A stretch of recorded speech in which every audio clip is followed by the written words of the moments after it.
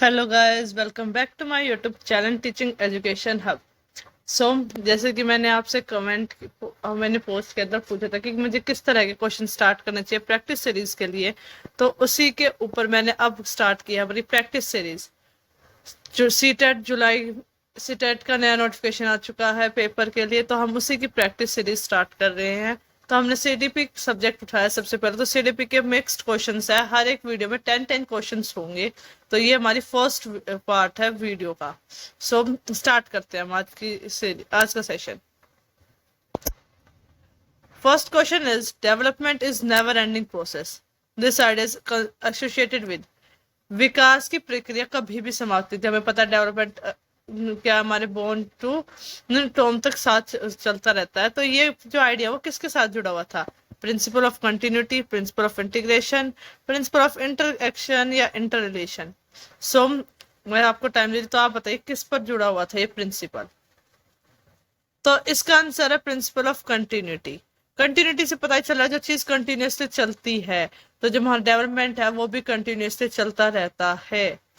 आप ये कर सकते हैं, आप वीडियो को पॉज कर सकते हैं और जो आपका आंसर है वो आप कमेंट पे ड्रॉप कर सकते हैं और फिर आप मैच कर सकते हैं कि आपके कितने क्वेश्चन सही मिले। और वीडियो के लास्ट में आप प्लीज कमेंट में बताना कि आपके 10 में से कितने क्वेश्चन सही हुए, कितनी आपकी तैयारी हुई, इससे ये पता चलेगा। नेक्स्ट क्वेश्चन है motivation in the process of learning. प्रेरणा सीखने की प्रक्रिया में, मतलब मोटिवेशन जो है वो प्रोसेस ऑफ लर्निंग में क्या रोल निभाती है? First, makes learner think unidirectionally. एक बच्चे को जो लर्नर है, शिक्षार्थी, उसे एक दिशा में सोचती है उससे और मोटिवेशन से। Creates interest for learning among students. Create करती है बच्चों के अंदर इंटरेस्ट को पैदा करती है सीखने का। Sharp the memory of learners, learners की मेमोरी शार्प करती है। फिर differentiate between new learning and new learning from new learning, मतलब पुरानी लर्निंग आएगा यहाँ पे, ओल्ड लर्निंग आएगा कि पुरानी लर्निंग और नई लर्निंग में क्या डिफरेंशिएट था वो करती है। तो इसका आंसर क्या होगा? मोटिवेशन क्या है, मेरी लर्निंग में क्या मदद करती है? प्रोसेस जो होते हैं लर्निंग की वो क्रिएट करते हैं इंटरेस्ट बच्चे की, कि छोटा बच्चा जो है वो इंटरेस्ट करता है कि कैसे ये वो सीखे। हम एक सीखते हैं, जैसे आप सीटेट की तैयारी करते हो तो आपकी मोटिवेशन होगी जब भी आप सीखोगे। आपको कोई मोटिवेशन नहीं होगी तो आप नहीं सीख पाओगे। थर्ड है four distinct stage of children's intellectual development are identified। चार स्टेजेस इंटेलेक्चुअल डेवलपमेंट की किसने आइडेंटिफाई की थी, किसने पता लगाई थी, किसने पहचान की थी? एरिक्सन, स्किनर, पियाजे या कोलबर्ग ने? तो इसका सही आंसर है पियाजे। पियाजे ही था जिसने फोर स्टेजेस दी थी चिल्ड्रन की इंटेलेक्चुअल डेवलपमेंट के ऊपर। Fourth है the stage in which a children begins to think logically about objects and events is known as। ऐसी स्टेज कौन सी जहां पर बच्चा सोचने लगता है लॉजिकली, हर एक जो ऑब्जेक्ट्स है, चीजें होती है, इवेंट्स हो रहे हैं, उन घटनाओं के बारे में वो लॉजिकली सोचने लगता है। तो वो कौन सी स्टेज होती है? पहला ऑप्शन है प्री ऑपरेशनल स्टेज जो 2 से 7 साल की होती है। सेकंड, कॉन्क्रीट ऑपरेशनल स्टेज जो 7 से 11 होती है। फिर है सेंसरी मोटर स्टेज जो बर्थ से 2 साल तक होती है। फॉर्मल ऑपरेशन स्टेज जो 11 से बढ़कर होती है। तो अब इसका सिंपल लॉजिकली आंसर क्या है? आपको पता है कि बच्चे लॉजिकली कब सोचने लगता है? सिंपल आता है, ये तो होगा नहीं सेंसरी बर्थ टू 0 2 ईयर्स बच्चा सोचने की क्षमता कहाँ से, उस टाइम बच्चा बोलने की सीखेगा। 2 to 7 भी नहीं हो सकता ईयर्स, क्योंकि उस टाइम में बच्चा क्या धीरे धीरे अपने आप को जानता है, फैमिली को जानता है, इस दुनिया को देखता है। लॉजिकली इसका कोई मतलब से नहीं पता होता लॉजिकल चीजों को, ठीक है। 11 से ऊपर वाला भी नहीं होगा, क्योंकि 11 से ऊपर बच्चा क्या लॉजिकली थिंकिंग के साथ साथ उसकी बाकी डेवलपमेंट की तरफ भी इसका बहुत फोकस बढ़ जाता है। तो इसका सही आंसर है बी, कॉन्क्रीट ऑपरेशनल स्टेज की इसी एज में बच्चा लॉजिकली सोचने लगता है। Which of the following is not a sign of an intelligent young children? Intelligent young children का कौन सा इसमें से कैरेक्टरिस्टिक नहीं है? पहला, one who carries on thinking in an abstract manner, abstract manner में जो थिंकिंग करता है। दूसरा, एक जो अपने आप को नए एनवायरनमेंट में एडजस्ट कर लेता है। भाई जो एब्स्ट्रैक्ट मैनर सोचता है ये तो सही बात है, इंटेलिजेंट है वो बच्चा, अपने आप को इजीली एडजस्ट कर लेता है, ये भी सही है। One who has the ability to cram long essays very quickly, बड़े बड़े निबंधों को, अनुच्छेदों को जल्दी से रट्टा मार लेता है। क्रैम का तो तभी होता है रट्टा मारना, जब याद कर लेना। फोर्थ है one who has the ability to communicate fluently and properly. हाँ, जिसके पास कोई एबिलिटी हो कि वो इजीली और फ्लुएंटली कम्युनिकेट कर सके, तो ये भी क्या उसका प्लस पॉइंट है।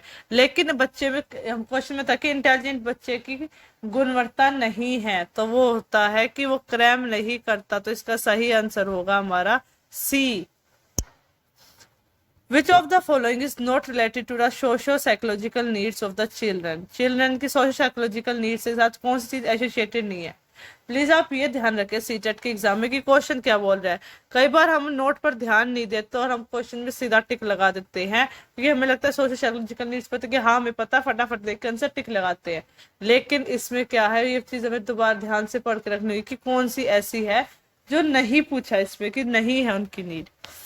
First, regular elimination of waste product from the body. Body से रेगुलर एलिमिनेशन होना, हमारे शरीर में से जो हमारा वेस्ट प्रोडक्ट है उसका निकलना। बी है नीड फॉर कंपनी, कंपनी की नीड इड। सी थर्ड है कि नीड फॉर अप्रिसिएशन सोशल, मतलब कि हमारी की जो सराहना हो गई या सामाजिक अनुवेद हो गया उसकी जरूरत है। ए फोर्थ है नीड फॉर इमोशन सिक्योरिटी, हमारे इमोशंस की सिक्योरिटी।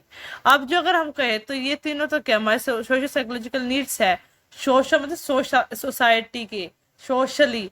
लेकिन जो हमारा ए पॉइंट है ये हमारा क्या फिजिकल नीड है, ये हमारी बॉडी की नीड है कि हमारा वेस्ट प्रोडक्ट बॉडी से निकलना चाहिए, तो इसका सही आंसर होगा ए।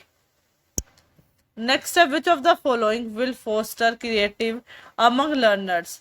कौन सा इनमें निम्नलिखित में से शिक्षार्थियों के बीच में क्रिएटिविटी को बढ़ा देगी, कौन सा इसका मेथड है? First, emphasizes achievement goals from the beginning of school life। School life की स्टार्टिंग से ही बच्चों के अचीवमेंट गोल्स पर ध्यान रखना, फोकस करना।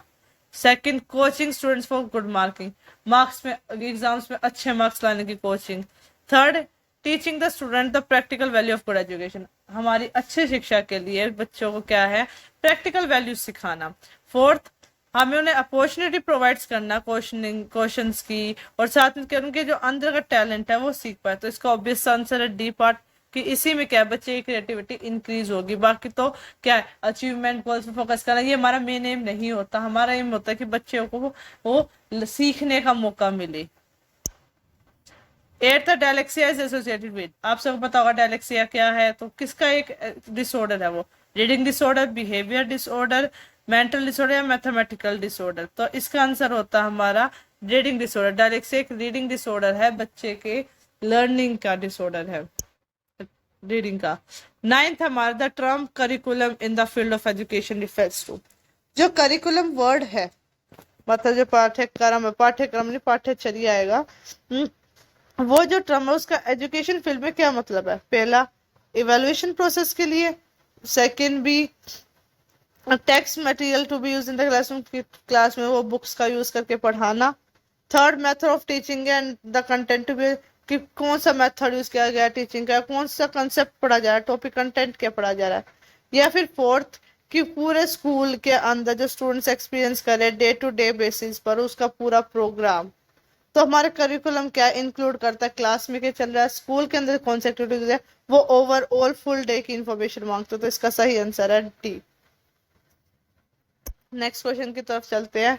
Children actively construct the understanding of the world is a statement attributed to, एक स्टेटमेंट है जिसमें क्या बच्चा क्या है सक्रिय रूप से अपने जो दुनिया की अपनी समझ है उसका निर्माण करता है। तो ये बात किसने कही थी? कोलबर्ग ने, स्किनर ने, या फिर पियाजे ने या पेवलोव ने?